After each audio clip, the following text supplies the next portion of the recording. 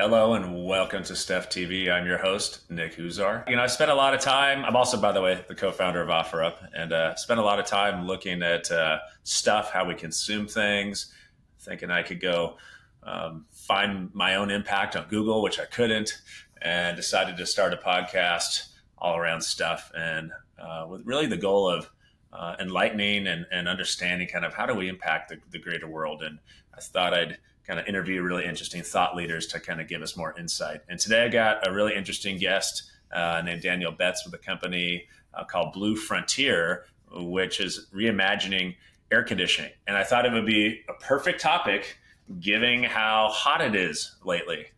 We've had the hottest July in the history of our planet. And we've also had the hottest ever recorded temperature, which occurred last week at the airport in Iran at 170 degrees Fahrenheit. 178 degrees Fahrenheit, which is beyond insane to think about how hot that really is. I think heat is going to be a challenge over the many, many years to come.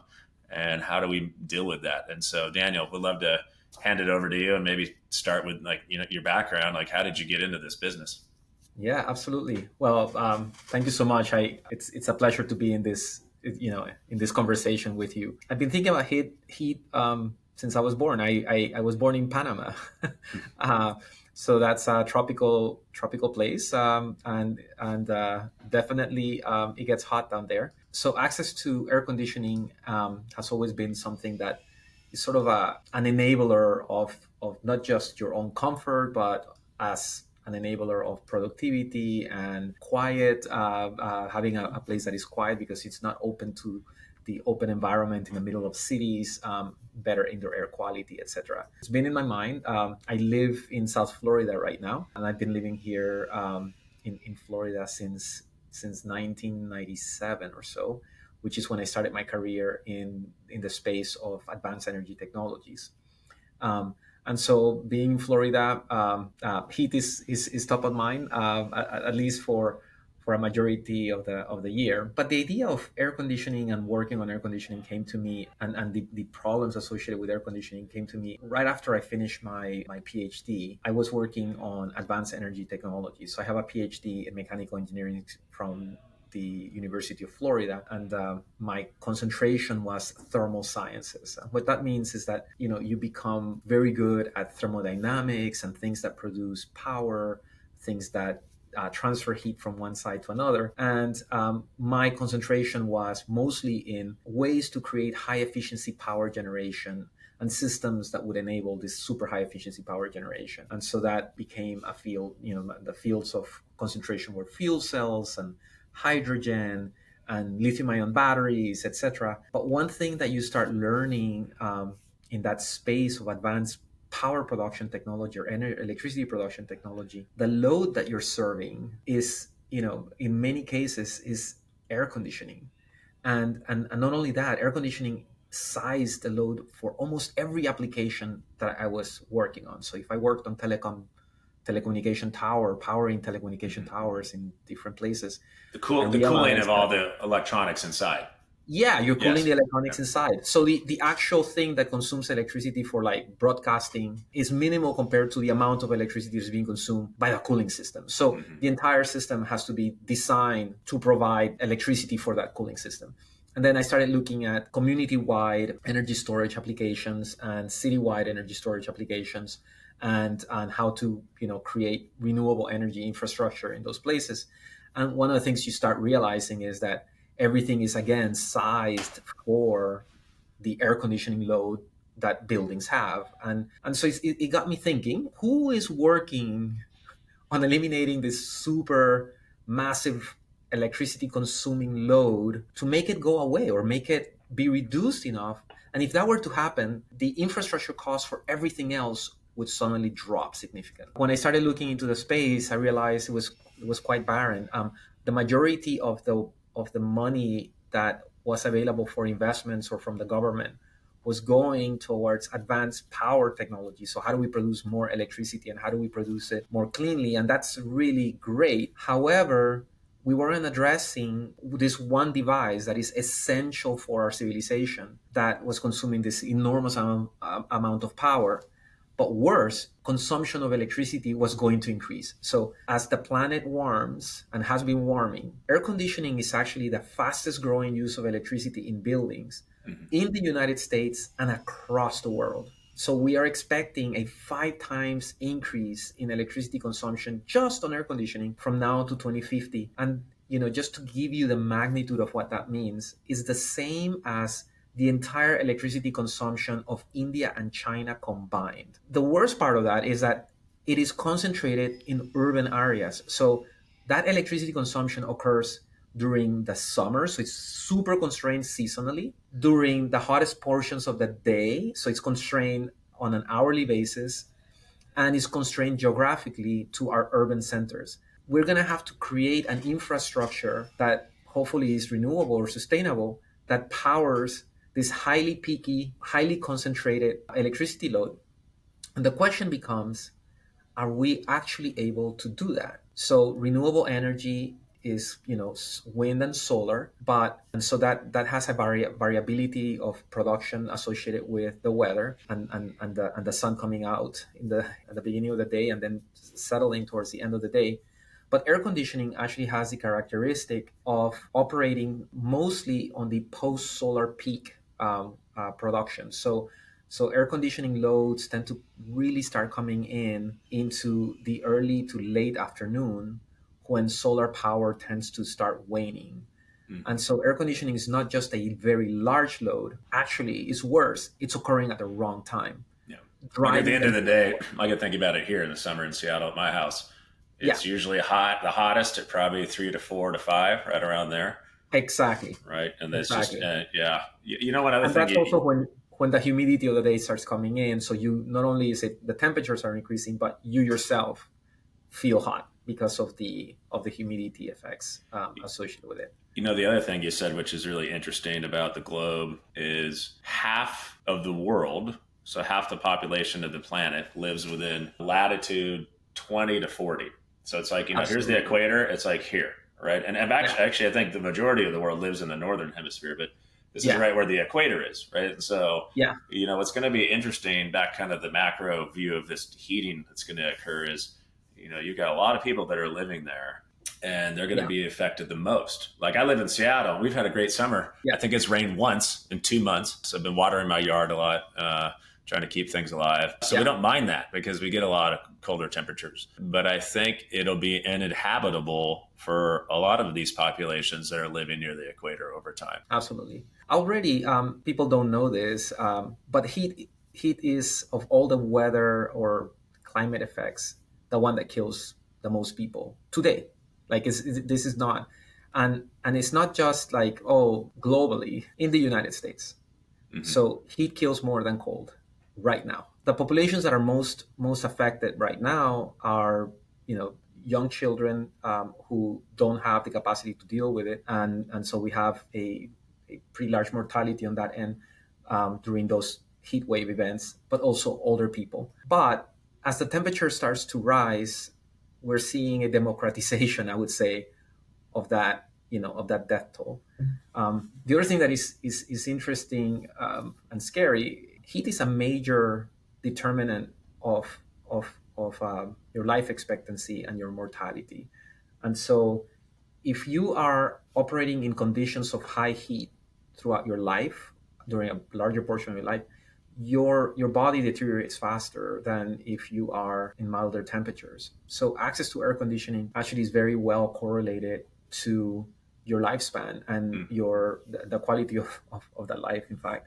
And so to me, we're affecting people's lives. It's a question of life and death, but also it's a question of being able to gain, more years of life in general. Longevity. So something you said earlier, which was around just the number of deaths, which I was doing some homework for this episode, and I think it's about 5 million people die every year related to climate-related deaths, mostly heat. Some of that, baked in that number, is also cold. But that's a big number. I mean, that's way more than COVID. And so I think this might be a number that people probably just don't fathom when they think about climate change. This is kind of a normal event, or it's not really that impactful. 5 million a year around the Yeah, world. It's all the sad thing. Back to your point is if heat keeps happening, it's only going to go up, right? exactly. So like we need to find ways to address this. Exactly. Absolutely. Absolutely. The conditions that people are most worried about is that temperatures are rising, which means that people are using air conditioning more. The demand for air conditioning is exploding. But air conditioning, the conventional air conditioning technology operates at decreasing efficiencies as the temperatures outside increase, which puts and the it puts undue pressure on our capacity to provide that electricity for those units. So our present infrastructure of providing electricity does not really take into account the growth of air conditioning loads, but it also underrepresents what the growth in air conditioning electricity consumption is, because the efficiency of those units is going to plummet or plummets during Yeah. those heat wave events. And we see that actually play out here in the United States. Like, now it's become a perennial thing where utilities are asking people to turn off their air conditioners in Texas, in Arizona, in California during those heat events, because even though they've tried to make their grids strong enough, projecting future growth of electricity consumption, that growth is outstripped by air conditioning, and the air conditioning load is higher than they had expected because of the inefficiency associated with it. And we already have a very fragile the electric grid in the U.S. is extremely fragile. And so you think of the demands on this over time. You got EV adoption, which is going to happen. I'm very bullish Yeah. on that. And then you've got a heating environment, which, electricity, air conditioning is expensive and it draws a lot of power. Yeah, So that's absolutely. why you're going to see probably more rolling blackouts. I think that's what you're kind of talking about in like Texas. But I could not Yeah. fathom hanging out all day in Texas and having to turn off my AC. Yeah, exactly. And it's so last year, I mean, the California grid was saved via Twitter, right? So the governor in September said, "Hey, people, we need your help. We're about to have a huge blackout across the state. Can you turn off your air conditioner?" And luckily, people did. So they were uncomfortable for a period of time, but it was enough to bend the curve of the imminent blackouts that they were going to have. So it was a big success story. However, you cannot rely on that as a way that you're going to build an entire civilization. Just go jump in your neighbor's pool. Yeah. Everyone had pool parties for a while. Exactly. So and then access to air conditioning is also becoming a question of civil rights, right? So the people that are most affected are people that don't have the infrastructure to put air conditioning or have air conditioning, and so there is a huge discrepancy between those that have access and those that don't have access. And so we're looking at people that are living in homes or in communities that are underinvested in or have lower infrastructure. We have people that are homeless, and that is becoming a larger and larger problem, that just are left outside in situations of high risk of being of dying from heat exhaustion or having serious medical conditions associated with it. And what do you think about maybe transitioning it a bit to your company and how it works? I mean, what intrigued me when we first met was how you're really rethinking a lot of this from top to bottom. It's not just like one component. So in your opinion, where are those opportunities and how do you think about Blue Frontier and how you want to address those? So Blue Frontier is developing is actually trying to completely rethink, reimagine, revolutionize the space of air conditioning to solve all the major problems that we are talking about. And many of them are technology problems, but also they are market systemic problems that provide opportunities for changing things around in a way that creates enormous opportunity for a company to come in and take advantage of those, but also make the world a little a better place. So Blue Frontier is developing a new technology, a new way of doing air conditioning using a salt solution rather than a refrigerant to create the cooling effect in air. But also our processes are treating humidity and temperature. So air conditioning has two major components. You need to control humidity and you control temperature. And in fact, humidity is a bigger determinant of how you feel than just temperature. We get spoiled in Seattle. We do not have a lot of humidity. I'm about to Yeah, take my family on a trip, and we would go into Vietnam as part of it. And I keep telling my kids like, oh, you're gonna have a rough time here. You're gonna want to yeah, shower 5 times a day. yeah. Absolutely. So it's because of how humans are built, right? So humans reject their heat. Like our physiology evolved to reject the heat that we produce inside our bodies to keep our temperatures constant by sweating and evaporating. Basically, we're always evaporating water from our skin, and we feel it dry, but it's actually happening all the time. And that evaporation allows us to reject an enormous amount of heat, which allows actually humans to live in pretty varied, temperature ranges. And it's an evolutionary gain that we have compared to most of other animals, in fact. But that means that if you're in a very humid environment, your capacity to evaporate that water that is coming out of your skin is reduced. So you end up sweating. You can have actually, I live here in Florida, you can have temperatures that go very low, like you can be at 72 degrees Fahrenheit, but if the humidity is Oh, close to 100%, you're still sweating. yeah. And it's very uncomfortable. And so the idea of controlling humidity addresses the question of comfort, but also addresses a question of efficiency. Because if I am actually targeting the thing that makes you comfortable, rather than doing it indirectly by just controlling temperature, I can reduce the amount of energy that I consume, and make it such that it fits exactly what a human needs to stay in the comfort zone. And So that to be clear, are you saying that most air conditioning today does not focus on humidity at all? It's just temperature. yeah, Okay. absolutely. So if you look at your thermostat, there's no like button for No. humidity control. That's No. because the air conditioner is just not designed for that. And Yeah. it's a fundamental aspect of the technology. So the conventional air conditioning technology reduces the temperature of a refrigerant by reducing its pressure. And in doing so, it drops the temperature of air that is passing over, a heat exchanger where this refrigerant is passing. So it's able to reduce the temperature, but it's doing nothing directly associated with humidity. The only way that it can control humidity is by overcooling the air such that it can condense water, and then it brings that air into your space. And even though you remove water, actually at that point that air is still at saturated 100% relative humidity point, or close to that.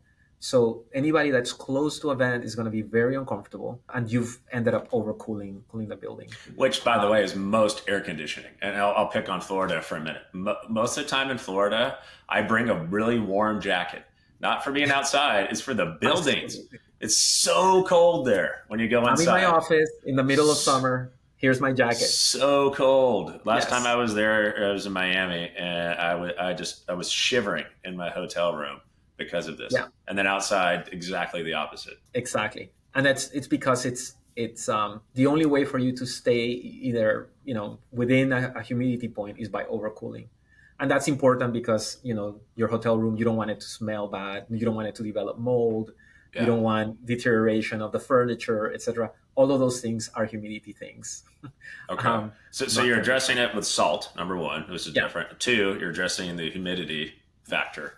exactly. But I know you have more. So you were Yeah, talking, absolutely. yeah, we were So talking also about storing energy, I think. absolutely. Yeah. So the other side of it is I can store the salt solution so that I can use it at different times.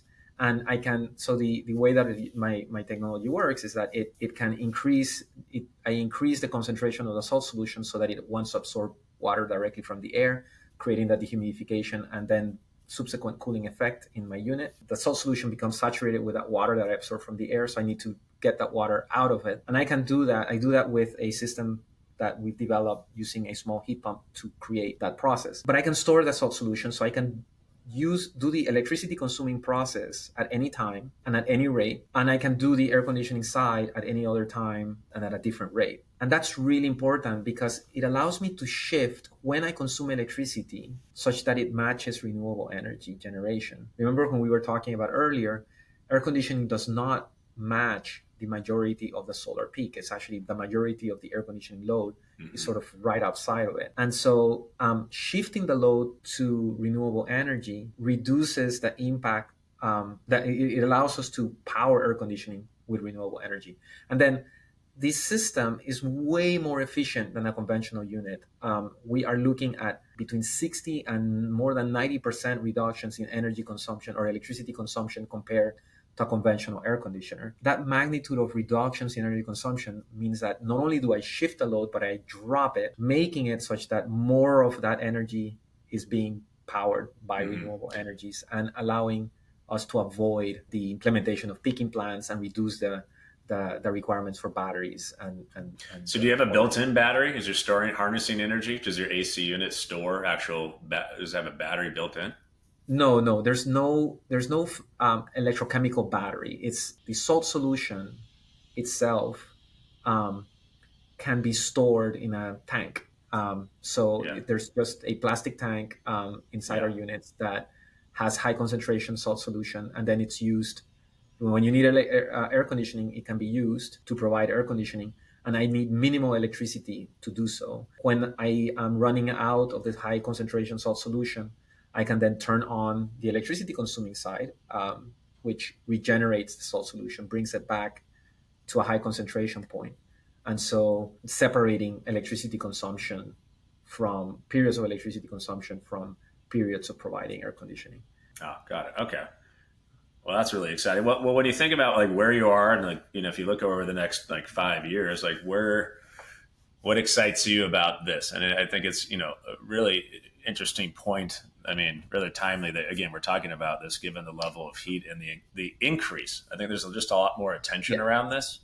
yeah, Um, but how do you think, if you're looking your crystal ball, yeah. like how do you think about, the next 5 to 10 years? Yeah, absolutely. So we're planning on bringing these products to market first in the commercial building space, and the reason commercial building is because we feel that in that space we can do massive deployments of units, and every single units because commercial building air conditioning is consumes it consumes more power. There tend to be larger units, and they run longer than a conventional unit. Conventional residential unit. So per unit, we're going to be reducing greenhouse gases more than on a per unit in a residential space. So that's why we're going to commercial first and develop economies of scale there. But one of the things that I'm really excited about our company and the technology is that it is aligned for true economic revolutions and go-to-market revolutions that we could create. One is on the utility side, being able to pass the air conditioning load away from the summer peak load and moving it towards renewable energy. So taking it away from the peaking plants or from batteries makes it such that I am consuming the electricity that is the cheapest to produce by the utility. So the lowest cost of electricity comes from renewable energy at this moment, which is creating an explosion in renewable energy development, except for the fact that air conditioning is there requiring you to have batteries, right? So moving this load over to the renewable energy production point has enormous value to utilities and to the utility infrastructure side of things. And in fact, you can get paid for that because you're eliminating the need for batteries and you're eliminating the need to turn on power plants or build new power plants with these systems, giving an economic incentive to a player that is not the building owner, the utility side. On the building owner side, we have the opportunity to create air conditioning as a service. So one of the things that we see in particular in the commercial building space, but across the board generally, is that most buildings are tenant occupied and the building owner, just basically leases a space to other people. The building owner decides what equipment goes in the building. They have very little incentive to put into the building high efficiency devices. And so, but the tenant pays the electric bill. And so they would like to see that electric bill be decreased, but they do not decide directly what equipment goes into the building. There's a mismatch, a perverse incentive here for high efficiency between the two sides. And so we have the opportunity to solve that by bringing in air conditioning at zero upfront cost and without the need for it to be financed by the building owner, which is really important. Building owners don't want to have high capital expenditures that are financed as they, because it reduces the value of their building itself and also the financial value of the building for other transactions that they may want to do. We eliminate that problem for the building owner. We provide you with air conditioning at zero upfront cost to you, We create a subscription-based program that is actually lower cost than if you were to use technology that was conventional. That's anchored on energy savings, and it also has the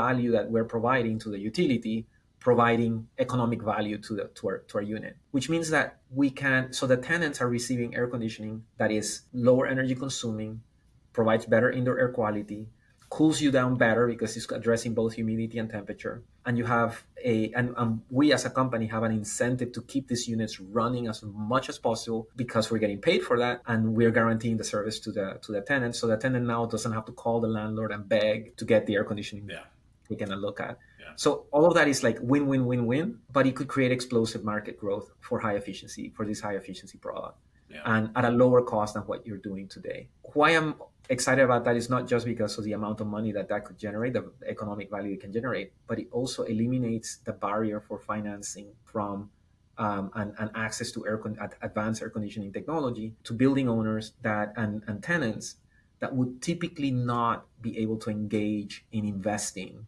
in high efficiency technology. It makes me think of some of the early solar hurdles and how finally that became more economically viable. And now you've got solutions at residential where, if you have excess capacity, put it back in the grid. And, I do think in our lifetime, there's so many important things that we need to get after around sustainability, but electricity is the one. It's the number one on every dimension. You got to figure out more ways to harness the sun.